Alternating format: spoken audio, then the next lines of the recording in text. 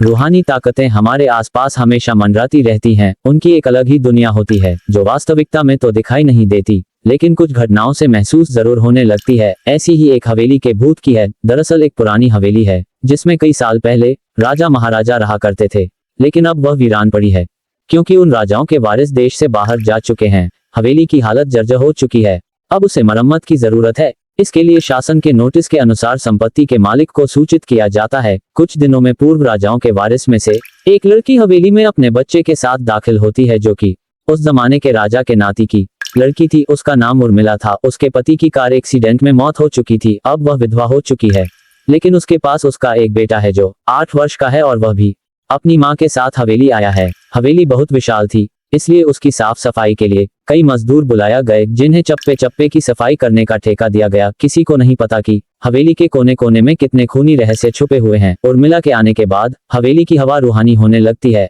ऐसा लग रहा था मानो कोई वर्षों से इंतजार कर रहा था इस हवेली के वारिस का।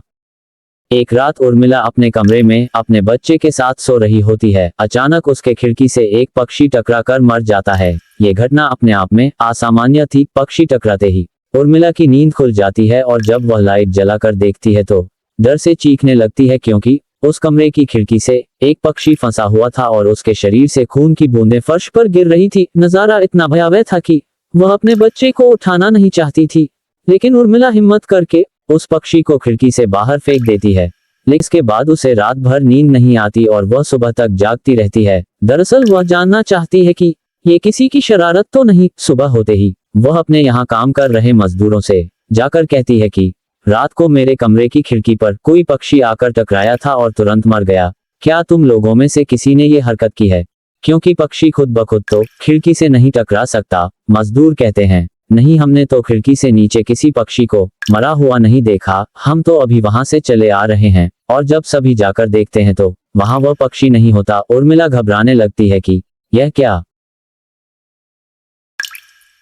यहाँ तो पक्षी होना चाहिए या कम से कम खून की कुछ बूंदें दिखनी चाहिए, लेकिन यहाँ पर पक्षी का एक पंख तक नहीं पड़ा हुआ। उर्मिला सभी मजदूरों को कहती है कि हवेली में बहुत सी कीमती चीजें और मूर्तियां हैं, संभाल के साफ सफाई करना। मजदूर अपने अपने काम में लग जाते हैं। उर्मिला अपने बच्चे के साथ कमरे में टीवी देख रही होती है कि अचानक हवेली की छत से एक मजदूर नीचे गिरता है। उर्मिला को अचानक लोगों की आवाज सुनाई देती है। वह भागकर खिड़की से नीचे देखती है तो एक मजदूर की लाश पड़ी होती है। उर्मिला कमरे से नीचे आती है और इसके गिरने का कारण पूछती है। लोगों के जवाब अलग अलग होते हैं। कोई कह रहा होता है कि इसने खुद आत्महत्या की है और कोई कह रहा था कि ये गलती से गिर गया है। सभी के दावे अलग थे, लेकिन उर्मिला को कुछ अनकही बातें सुनाई दे रही थी। उर्मिला के कान में अचानक एक आहट के साथ आवाज आती है, अपने बच्चे को बचा सकती है तो बचा ले। उर्मिला ये वाक्य सुनते ही अपने कमरे की तरफ भागने लगती है, क्योंकि कमरे में उसका बच्चा अकेला टीवी देख रहा होता है।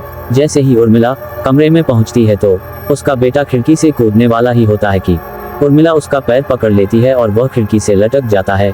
उर्मिला पूरी ताकत से उसे ऊपर खींचती है, लेकिन बच्चा फिर भी कूदने की जिद कर रहा होता है। उर्मिला किसी कदर अपने बच्चे को काबू में करती है और कमरे के बाहर आ जाती है और वह मजदूरों से पूछती है, बताओ क्या है इस हवेली में, क्योंकि ये बच्चा तो ऐसा नहीं कर सकता और अभी यह सब जो हो रहा है कुछ अलग ही चल रहा है। तभी एक बूढ़ा मजदूर उर्मिला से कहता है, बेटी, ज्यादा जानना हो तो अपने पूर्वजों की कहानी पढ़ो, तभी तुम्हें इस हवेली का इतिहास पता चलेगा। इस हवेली की कहानी की किताब इसी गांव के सरपंच के घर में रखी होती है, जो कि बहुत साल पहले मर चुके थे, लेकिन अब भी उनके बेटों के पास वह किताब मौजूद थी। उर्मिला सरपंच के घर पहुंचती है और किताब ले लेती है। किताब पढ़ते ही उसे पता चलता है कि इस हवेली में एक नौकर नौकरानी भी थे, जिनके बीच में बहुत प्यार था और वह कई सालों से हवेली की सेवा कर रहे थे।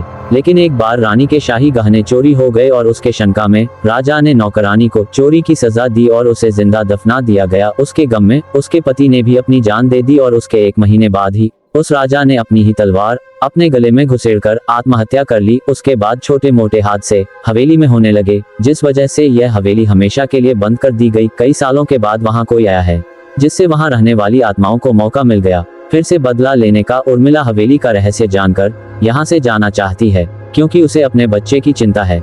इसलिए वह रात में ही कार लेकर एयरपोर्ट के लिए निकल जाती है। अचानक रास्ते में उसकी कार का एक्सीडेंट हो जाता है और कार पलटकर उल्टा हो जाती है, लेकिन दोनों को कोई नुकसान नहीं हो। उर्मिला अपने बच्चे को बाहर निकाल लेती है और सुनसान सड़क पर भागने लगती है। रास्ते में उसे एक कार आते दिखाई देती है और कार रोकने के लिए उर्मिला सड़क के बीच में खड़ी हो जाती है और अपनी मदद के लिए चिल्लाने लगती है। तभी अचानक कार वाला आकर कार का ब्रेक लगा देता है। उर्मिला पास जाकर देखती है तो उसकी हिम्मत बढ़ जाती है क्योंकि यह एक पुलिस ऑफिसर होता है। उर्मिला हड़बड़ाहट में उसे अपनी बात कहती है और रोने लगती है। पुलिस ऑफिसर उन्हें अपनी गाड़ी में बैठने को कहते हैं और रोड में जाने लगते हैं। रास्ते में एक बूढ़ा सड़क पर जा रहा होता है और इनकी कार के सामने आते ही रोड पर गिर जाता है। पुलिस ऑफिसर गाड़ी से उतरकर उस व्यक्ति को देखते हैं। बूढ़ा व्यक्ति बेहोश हो चुका था। पुलिस ऑफिसर उसे गोद में उठाकर अपनी गाड़ी में पीछे बैठा देता है और अस्पताल के लिए चलने लगते हैं। अचानक उस बूढ़े व्यक्ति का हाथ पीछे से पुलिस ऑफिसर की गर्दन तक पहुंच जाता है। पुलिस ऑफिसर छटपटाने लगते हैं और अचानक गाड़ी का ब्रेक लगा देते हैं। गाड़ी की स्पीड कम होने की वजह से कार वहीं खड़ी हो जाती है और ऑफिसर अपनी गन निकालकर बूढ़े की तरफ निशाना लगाकर गोली चला देता है। बूढ़े की सर में गोली लगने से भी उसकी जान नहीं जाती है। महिला और पुलिस ऑफिसर दोनों समझ चुके थे कि यह कोई भूत है। भूत को देखते ही उर्मिला अपने बच्चों को लेकर बाहर निकल जाती है और इसी बीच पुलिस ऑफिसर भूत की पकड़ से अपने आप को छुड़ाने में कामयाब हो जाते हैं। पुलिस ऑफिसर के बाहर निकलते ही तीनों बाहर रोड से भागने लगते हैं और कुछ देर भागते हुए उन्हें सड़क के किनारे जगमगाती लाइट्स दिख रही होती है। पुलिस ऑफिसर उर्मिला से कहते हैं कि मैडम यह एयरपोर्ट है, जल्दी चलिए। उर्मिला अपने बच्चों को लेकर एयरपोर्ट के अंदर पहुंच जाती है। एयरपोर्ट पहुंचते ही उर्मिला की जान में जान आ जाती है क्योंकि पुलिस ऑफिसर की बहादुरी की वजह से उसके बच्चे की जान बच गई थी। लेकिन हवेली में भूतिया ताकतों का आधिपत्य अभी तक बना है और इसी के साथ खूंखार भूतिया कहानी खत्म हो जाती है।